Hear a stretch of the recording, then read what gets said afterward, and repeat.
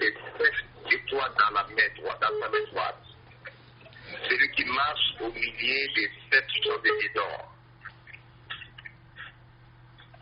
Je connais tes œuvres, ton travail et ta persévérance. Je sais que tu ne peux supporter les méchants, que tu as éprouvé ceux qui se disent apôtres et qui ne le sont pas, et que tu les as trouvés menteurs.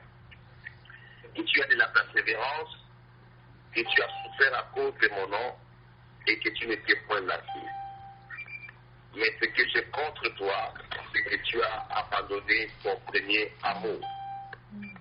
Souviens-toi donc d'où tu es tombé. Répands-toi et pratique tes premières œuvres. Sinon, je viendrai à toi et j'ôterai ton chandelier de sa place, à moins que tu ne te répandes. Tu as pourtant ceci, c'est que tu hais les œuvres des Nicolaïtes, œuvres que je hais aussi. Et celui qui a des oreilles entende ce que l'Esprit dit aux églises. À celui qui vaincra, je donnerai à manger de l'arbre de vie qui est dans le paradis des dieux. Amen. Amen. Amen. Amen. Amen. Dites amen à la parole. Amen. Amen. Amen. Nous allons prier. Éternel notre Dieu, notre Père, je te dis merci. Je vais avoir à transmettre notre Jéhovah Yahweh pour le privilège que tu nous donnes ce soir de nous retrouver ensemble en communion d'esprit et de foi devant ton trône de grâce. Accepte, ô Dieu, que nous prions monte vers toi. Accepte aussi, Seigneur Dieu, que ton esprit descende sur nous. Que le Saint-Esprit opère dans nos cœurs et que le Saint-Esprit nous parle de ta part. Seigneur, ouvre ma tête et remplis ma bouche. Que je sois un simple Dieu dans ta main. Tu sais que je ne connais rien. Tout ce que j'ai vient de toi, mon Père. Chaque jour, je dépends de ta grâce. Merci pour ta fidélité et pour ton amour et ta bonté. Et je bénis ce moment et je sanctifie devant toi, Père. Au nom du Seigneur Jésus-Christ, nous avons prié. Amen. Amen. Amen. Alors, aujourd'hui, je vais parler brièvement sur ce texte de Apocalypse 2, 7 qui parle du premier amour. Dieu nous interpelle, Dieu nous demande de revenir à notre premier amour. D'où le sens de la repentance qui a lieu maintenant, parce que les églises chrétiennes quand même sont en train de faire beaucoup de repentance. Dans différents milieux, il y a des prières, il y a des repentances, il y a des cris qui montent vers Dieu.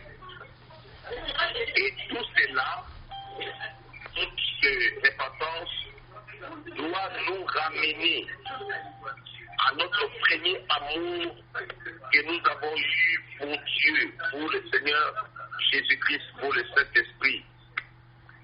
Quand nous avons connu Dieu, nous avons eu un amour ardent pour le Seigneur.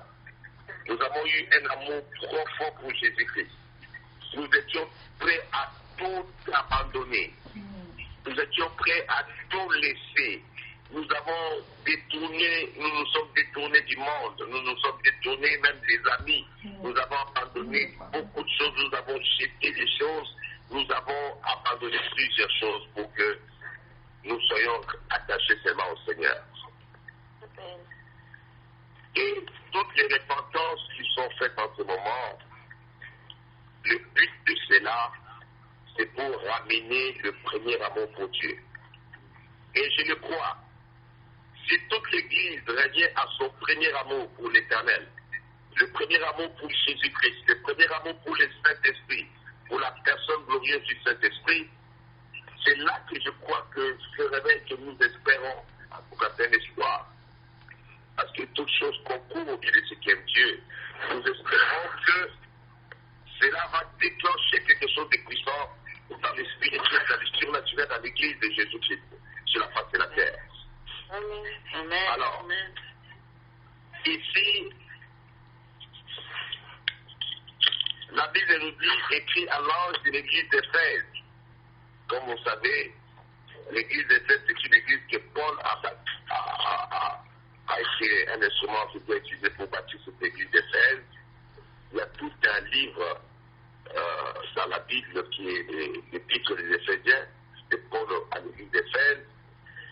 dans le livre d'Apocalypse, on parle encore de cette église. C'était une église extraordinaire. C'était une église que Paul a fondée, une église qui était sur les bases solides. Une église qui était enracinée dans la parole, enracinée dans la foi. Une église qui était enracinée dans le travail de Dieu. Une église qui était préparée pour des grandes choses. L'église d'Éphèse était une église assez particulière dans les Saintes Écritures. Et cette lettre est écrite à l'ange de l'église d'Éphèse, c'est-à-dire aux responsables spirituels qui étaient en charge de cette église. Parce que le mot ange veut dire aussi messager. Et particulièrement dans la révélation de cette église, les anges qui sont nommés ici ne sont pas des anges spirituels qui sont dans les trônes de Dieu et qui sont dans la surveillance de l'église sur la terre, mais ce sont des hommes, des grands leaders spirituels qui étaient placés en charge de cette église ici-là. Bon, j'ai déjà discuté ça à l'église plusieurs fois quand j'ai fini. Maintenant, nous allons essayer de suivre le message. Il dit, voici ce qu'il dit celui qui tient les 7 étoiles dans sa main droite. Celui qui marche au milieu des 7 chandeliers d'or. Celui-là qui parle ici, c'est Jésus. C'est Jésus-Christ qui tient les 7 étoiles dans sa main droite. Celui qui tient les 7 étoiles dans sa main droite. Et l'explication des 7 étoiles dans la main droite de Jésus se trouve dans Apocalypse chapitre 1, verset 20. Celui qui marche au milieu des 7 chandeliers d'or. L'explication de ça aussi, c'est dans le même verset de Apocalypse 1, verset 20. Alors, nous pouvons lire ça rapidement. Apocalypse chapitre 1, verset 20 nous dit ceci. Le mystère des 7 étoiles que tu as vu dans sa main droite et des 7 chandeliers d'or, les 7 étoiles sont les anges des 7 églises. Et les 7 chandeliers sont les 7 églises. Donc, c'est ça l'explication. Les 7 étoiles qui sont dans la main de Jésus sont les 7 anges. Et ces 7 anges dans la main droite de Jésus sont des serviteurs. Souvent, vous voyez dans l'église, on dit que nous saluons l'ange de la maison, c'est-à-dire on parle du pasteur principal de l'église. Ou bien du bishop de l'église, ou bien de l'apôtre de l'église, même, des choses comme ça là. Ce sont les responsables directs des assemblées de Dieu. Alors, ils sont dans la main droite du Seigneur Jésus-Christ simplement parce que c'est Jésus-Christ qui donne des serviteurs comme des dons à l'église. C'est Jésus qui donne des serviteurs comme des dons, comme des responsables. Ils sont totalement en charge de l'œuvre de Dieu sur la terre. Ils n'ont pas d'autres occupations. Ils font que travailler pour le royaume de Dieu et pour la gloire du Seigneur Jésus-Christ. Et on nous dit maintenant que les 7 chandeliers sont les 7 églises. Donc, ce sont les églises sont présentées sous forme de chandeliers avec leurs lampes qui sont allumées. Alors, le message commence au verset 2. Nous sommes toujours dans l'Apocalypse 2, verset 2 maintenant. Il dit, je connais tes œuvres. Suivez-moi attentivement, s'il vous plaît. La Bible dit, Apocalypse 2, verset 2, je connais tes œuvres, ton travail et ta persévérance. Je sais que tu ne peux supporter les méchants, que tu as éprouvé ceux qui se disent apôtres et qui ne le sont pas, et que tu les as trouvés menteurs, que tu as de la persévérance, que tu as souffert à cause de mon nom, et que tu n'étais point lassé. Alors, suivez-moi attentivement ici. Nous avons 7 choses ici. L'église d'Éphèse avait 7 choses importantes. Et Jésus-Christ est en train de les reconnaître. Il est en train de les dire l'une après l'autre. La première chose, il dit, je connais tes œuvres. C'est une église qui avait des bonnes œuvres. C'est une église qui travaillait. Donc, je connais tes œuvres, premièrement. Deuxième chose, on travaille. Donc, c'est une église qui n'était pas une église paresseuse. C'était une église qui travaillait, les hommes et les femmes qui étaient là, travaillaient pour le Seigneur.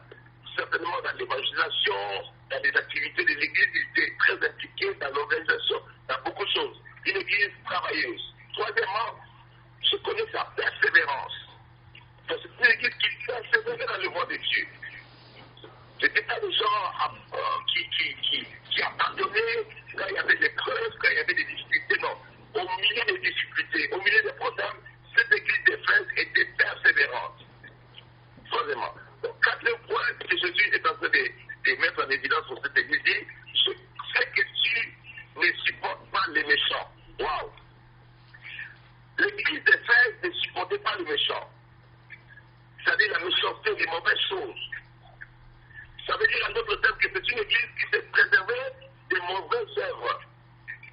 Dieu dit qu'il s'est préservé des choses abominables, des choses mauvaises.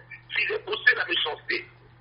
Il ne supportait pas les méchants. Quand quelqu'un était méchant, soit pour mettre des erreurs de côté, ou la personne changeait ses habitudes et intégrait l'église. Mais être méchant dans l'église de Thèse, on ne permettait pas ça, on ne tolérait pas ça. Donc c'était un peu important pour cette église. Ça c'est là, je crois, la troisième chose. Quatrième chose que l'église de Thèse avait, ça veut dire que dès que tu as éprouvé ceux qui se disent apôtres et qui ne le sont pas, et que tu les as trouvés menteurs. Donc l'église d'Éphèse avait le discernement, le faux serviteur. Ils avaient une qualité spirituelle que quand quelqu'un se présentait à l'autel et se disait qu'il est apôtre de Dieu, ils éprouvaient. Ces apôtres-là, ils vérifiaient, ils voulaient être sûrs qu'ils ne sont pas en face des faux serviteurs, des faux évangélistes, des faux pasteurs, des gens qui viennent pour embrouiller l'église, des loups sous la peau d'agneau. Donc l'église d'Éphèse était une église rigoureuse, forte, et qui avait le discernement des faux serviteurs, particulièrement des apôtres. Et quand ils les discernaient, ils les éprouvaient, ils les trouvaient qu'ils étaient des menteurs, ils les mettaient dehors. Donc c'était une église qui était spirituellement forte, qui avait le discernement, la sagesse de payer et de discerner quand quelqu'un dit non, je suis apôtre de tel, je suis apôtre de tel. Il disait, apôtre, on vérifiait. Et quand on vérifiait, on trouvait qu'il ne était pas l'apôtre Aïe, on le mettait dehors. Ça c'était la quatrième chose.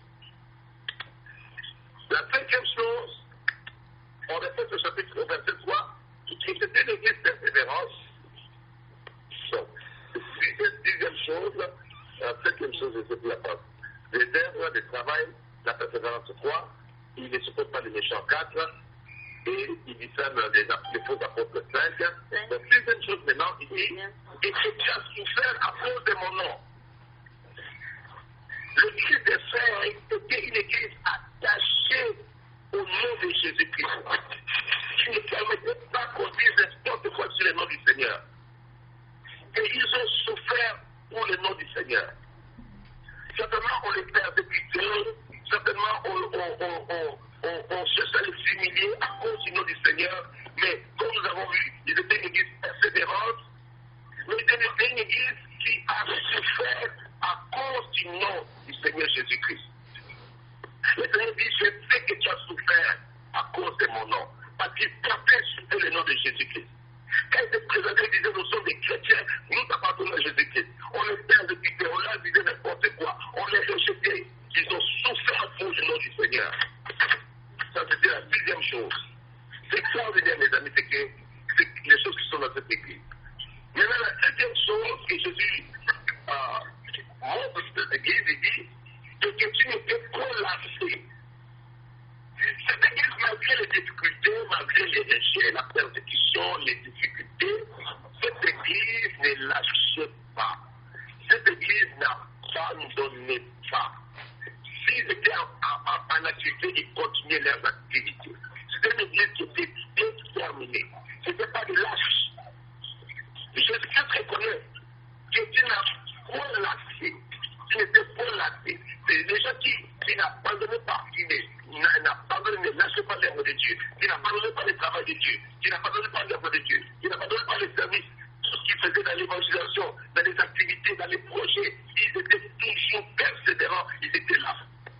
Et le Seigneur reconnaît toutes ces choses. J'ai numéré sur au moins 7 points dans la parole par rapport à l'équipe de fait. Mais, au verset 4, le Seigneur change de langage. Il dit, mais ce que j'ai contre toi, c'est que, malgré toutes ces bonnes choses, ces 7 points importants que j'ai énumérés, tu as abandonné ton premier amour. C'est vrai, je connais tes œuvres, ton travail, ta persévérance, tu ne supportes pas les méchants, tu as éprouvé les faux apôtres, tu les as trouvés menteurs, tu as souffert à cause de mon nom et tu n'étais pas lassé. 7 points importants, mais il y a un mais. Jésus dit à cette église, il y a une chose pour laquelle je ne suis pas content. Je ne suis pas content du fait que tu as fait toutes ces choses, mais tu as abandonné ton premier amour. Alors, j'étais un peu de réfléchir, parce que j'ai souvent, parce que c'est pas ça, c'est pas la première fois pour moi de préciser ce passage, d'Apocalypse 2.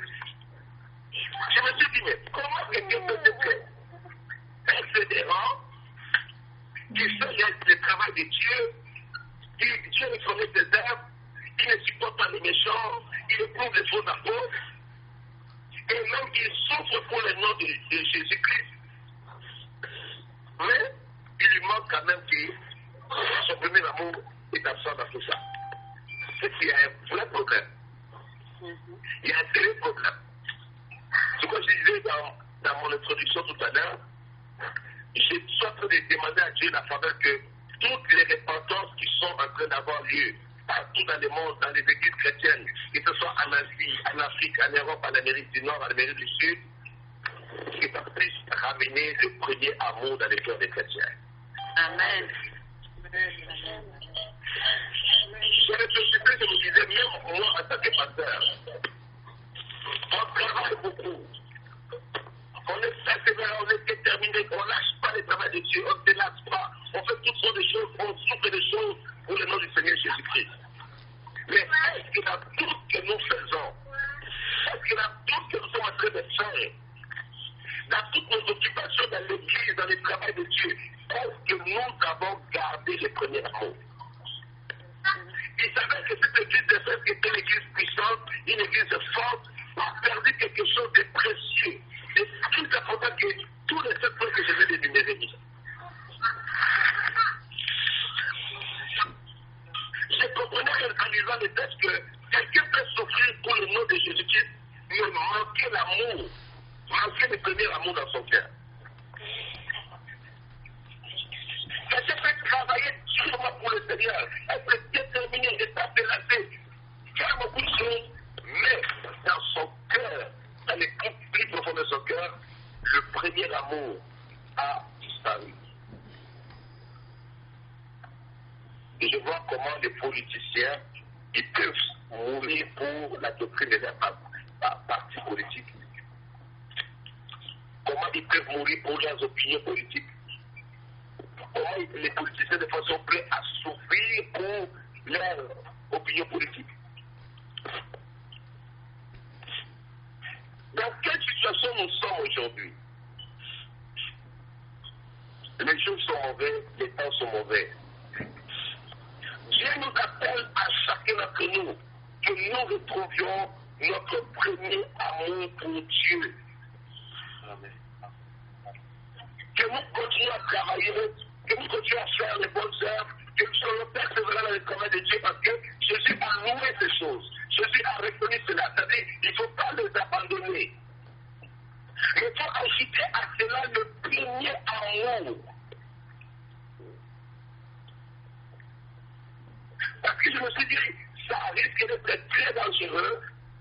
Tu fais tellement beaucoup, mais que tu n'as pas une relation personnelle profonde avec le Seigneur. Et les grands risques, c'est des hommes comme moi, des pasteurs, qui sont attachés à l'œuvre de Dieu. Tu peux te trouver après de travailler à fond la caisse, mais si tu n'es pas très vigilant, peut-être sur le chemin, le premier amour disparu, tu restes dans la routine. Que moi je fais ça pour les Dieu, je fais ceci pour Dieu, je fais cela pour Dieu, je fais ceci, je fais cela, je fais ceci. La raison pour laquelle nous avons été sauvés, c'est pour servir à la louange et à la gloire de notre Dieu. Amen. Amen. Amen. C'est vrai que tout le travail que nous faisons, c'est magnifique, c'est extraordinaire. Et Jésus les loue. Il ne faut pas que l'Église fasse, l'Église parole des cas, perdre tous les 7 points qui sont énumérés ici. C'est très important d'avoir ces 7 points parce que la récompense des chrétiens dépendra de ces 7 points également. Amen. Mais au-delà de cela, nous devons retrouver notre premier amour qui a été perdu. Amen. Nous devons retrouver le premier amour. Nous devons retourner au pied de l'Éternel. Amen. Nous devons retourner au premier amour. Le premier amour, c'est aimer Dieu de tout son cœur, de toute son âme, de toute sa force. Amen. D'avoir le zèle pour Dieu. D'avoir la passion de Dieu dans son cœur. Vous devez vous rendre compte qu'on peut tomber facilement dans la routine du travail et perdre la passion, la flamme qui brillait au-dedans de nous. Et perdre la vraie raison de notre relation avec Jésus-Christ. Et perdre la vraie raison de notre communion avec lui.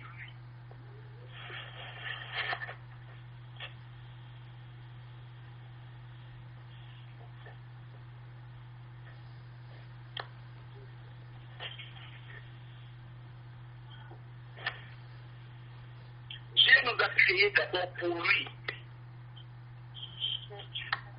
Dieu nous a créés d'abord pour lui appartenir. Amen. Amen. Dieu nous a d'abord créés pour servir à sa gloire. Amen. Allez avec moi rapidement dans le livre de Éphésiens chapitre 1.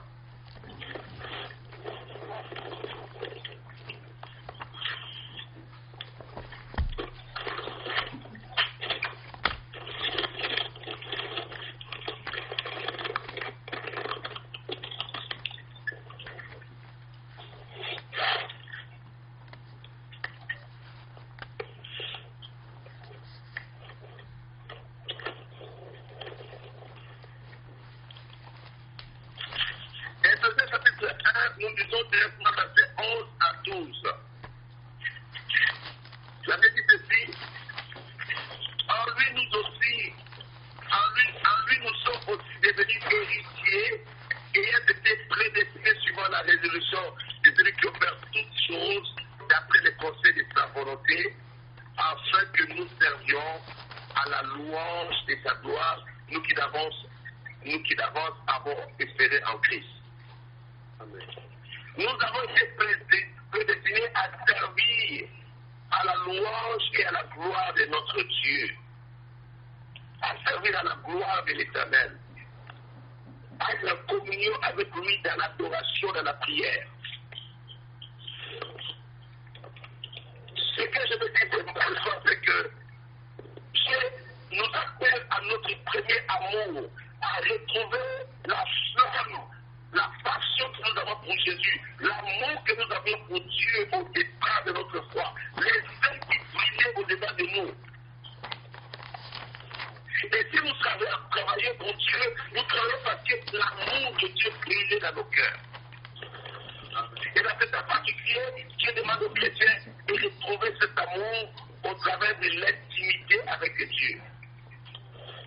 L'intimité, c'est-à-dire que chacun de nous doit retrouver un temps profond, personnel, d'intimité avec Dieu. Amen. Mes amis, c'est très important ce que nous avons fait ce soir. Amen.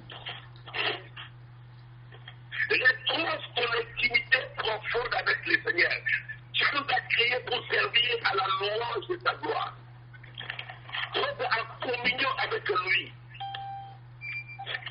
Et quand nous sommes en communion avec lui, quand nous recevons cette communion-là, nous allons le servir par rapport au secret que nous avons vu avant que Dieu. Nous allons le servir avec joie, nous allons le faire avec amour, avec détermination. Mais la chose la plus importante, l'intimité avec Dieu. Retrouver le premier amour. Parce qu'il dit, souviens-toi d'où tu es tombé. Répands-toi et pratique tes premières œuvres. Les premières œuvres dont il est question ici, c'est relié au premier amour. Vous savez, quand vous aimez Jésus à ce point-là, vous êtes prêt à tout sacrifice. Et vous le faites, vous allez le faire, pardon, sur base de cet amour, de cette passion, et cette joie que vous avez dans le cœur de connaître Jésus. C'est un feu qui brille dans le cœur. Beaucoup de chrétiens, le feu là ne brille plus dans leur cœur. Le feu est éteint. Mais ce feu peut être réallumé au travers de l'intimité avec Dieu. Quelqu'un me donne un bon amen. Amen. Amen. Vos amis sont fatigués. Donnez-moi un vrai amen ce soir. Amen. Amen. Amen, amen, amen. Amen. Premier amour. Quand tu as connu Jésus-Christ, comment la flamme a brûlé dans ton cœur? Comment le feu a brûlé dans ton esprit? Comment tu étais passionné pour Jésus-Christ? Tu étais passionné pour le Saint-Esprit. Ce n'est pas qu'il est question ici. Retrouve ça dans l'intimité. Pour retrouver le premier amour, il faut retourner dans l'intimité avec Dieu. Si tu as encore la Bible, va répondre dans le livre de Deutéronome chapitre 6. Deutéronome chapitre 6, verset 4 jusqu'au verset 6. Deutéronome, c'est dans l'Ancien Testament, chapitre 6, verset 4 à 6. La Bible dit ceci dans Deutéronome 6, 4 à 6, il dit, je commence la lecture verset 4. Écoute, Israël, l'Éternel notre Dieu est le seul Éternel. Qui aimera l'Éternel ton Dieu de tout ton cœur, de toute ton âme et de toute ta force. Et ces commandements que je te précise, que je te donne aujourd'hui, seront dans ton cœur. Le premier amour, retourne au premier amour. Dieu dit à Israël, qui aimera l'Éternel ton Dieu de tout ton cœur, de toute ton âme et de toute ta force. Écoute Israël, l'Éternel notre Dieu est le seul Éternel. Il n'y a pas d'autre Dieu. Jéhovah Yahweh est le seul Dieu, c'est Dieu de l'univers visible et invisible. Il est notre Dieu, il est notre Créateur, il est notre Seigneur, notre Sauveur. La première chose, c'est d'aimer Dieu de tout son cœur, d'aimer Dieu de toute sa force, de tout son cœur, de toute sa force, de toute son âme. Aimer Dieu, avoir la passion de Dieu. Amen. S'approcher comme soi-même. De garder la parole de Dieu, de garder le commandement de Dieu dans son cœur. Le premier amour, c'est ça qui va nous ramener dans le fait du réveil. Après ces événements exceptionnels que l'Église est en train de vivre sur la face de la terre. Amen. Et pour retrouver ce premier amour, tu dois retrouver l'intimité avec Dieu. Ne permets pas cela. Précieusement, soigneusement, garde ta relation avec Jésus-Christ dans ces temps. Et insiste. Prie pour le Saint-Esprit. Fais ta repentance personnelle. Il y a des repentances que nous faisons en groupe, gloire à Dieu. C'est très important que l'Église fasse une repentance en groupe. C'est très important. C'est que nous sommes en train de faire là comme le serviteur Roger a fait tout à l'heure. C'est très important. Nous devons prier en groupe. Nous devons continuer à crier à Dieu en groupe. En tant qu'Église, en tant que peuple de Dieu, on doit continuer à crier comme ça devant le trône de Dieu. Mais dans ton temps personnel d'intimité, rentre aussi dans la repentance personnelle. Dis à Dieu les choses que tu ne peux pas dire en public quand tu pries avec les frères et sœurs. Ouvre ton cœur à ce moment-là, vide les sacs. Ne garde pas les choses secrètes en toi. Notre Dieu est miséricordieux. C'est un Dieu qui pardonne les péchés des hommes, il va te pardonner. Amen. Et il va te sanctifier par son sang. Et c'est alors que tu vas commencer à retrouver la voix de Dieu qui va te parler. Tu vas sentir que ton intelligence va s'ouvrir à nouveau. Les instructions de Dieu vont commencer à venir dans ton cœur. Tu vas sentir que la flamme de Dieu va réallumer dans ton cœur. Et tu vas sentir que le premier amour va revenir dans ton cœur. Et c'est alors que tu vas continuer à travailler pour Dieu, à faire tout ce que tu es en train de faire pour la gloire du royaume de Dieu. Nous devons travailler pour le Seigneur. Nous sommes la famille de Dieu sur la terre. Nous sommes la famille de Dieu. Et ce qui se passe, Dieu est au contrôle de ça. C'est-à-dire que Dieu sait ce qui se passe sur la terre à l'Église. Mais on a fermé des salles de prière, mais on n'a pas fermé notre adoration devant Dieu. Nous allons continuer à adorer Dieu. Même nous allons adorer Dieu jusqu'à quand nous étions dans les salles de prière. Alléluia. Amen. Amen. Alors, je conclue en lisant le verset 7. Que celui qui a des oreilles entende ce que l'Esprit dit aux églises. Alors, les instructions que je suis en train de partager avec vous, ce sont les instructions du Saint-Esprit. Aujourd'hui, je ne suis qu'une bouche qui rappelle cela. Que celui qui a des oreilles entende ce que l'Esprit dit aux églises. À celui qui vaincra, je donnerai à manger de l'arbre de vie qui est dans le paradis de Dieu. Celui qui va vaincre, Dieu promet de lui donner de l'arbre de vie qui est dans le paradis de Dieu. Alors, hier, quand j'ai partagé avec mes enfants ici, à la maison, je leur ai expliqué le mystère de l'arbre de vie.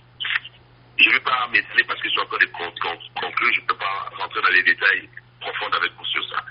Mais seulement, l'arbre de vie, somehow, en quelque sorte, c'est un arbre que Dieu déplace d'un endroit à un autre. Mercredi, nous avons vu que l'arbre de vie sera dans la nouvelle ville de Jérusalem, au centre de la nouvelle Jérusalem. Amen. Mais ici, on nous montre que l'arbre de vie est dans le paradis de Dieu. Dans Genèse, on nous a montré que l'arbre de vie était dans le jardin d'Éden. Le jardin d'Éden qui était planté vers la région de la Mésopotamie, parce que le fleuve dont il est question sont toujours là aujourd'hui. Mais Dieu a enlevé cet arbre de vie là-bas. Il a déplacé ça. La révélation de la parole nous montre plus tard dans la compréhension de l'Écriture que cet arbre de vie, finalement, c'est la personne de Jésus-Christ. Amen. Mais, regardez ceci. Il dit à celui qui vaincra, je donnerai à manger de l'arbre de vie. Manger. À manger. Manger l'arbre de vie. Jésus a dit, celui qui mangera ma chair et qui boira mon sang, il vivra. Il aura la vie.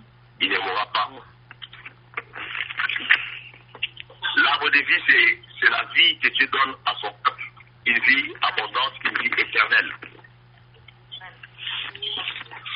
Et ceux qui vont vaincre, c'est-à-dire ceux qui vont accepter de payer les prix, ceux qui vont accepter de passer par les sacrifices et de passer des temps d'intimité avec Dieu, d'aimer Dieu, de rester dans la présence de Dieu.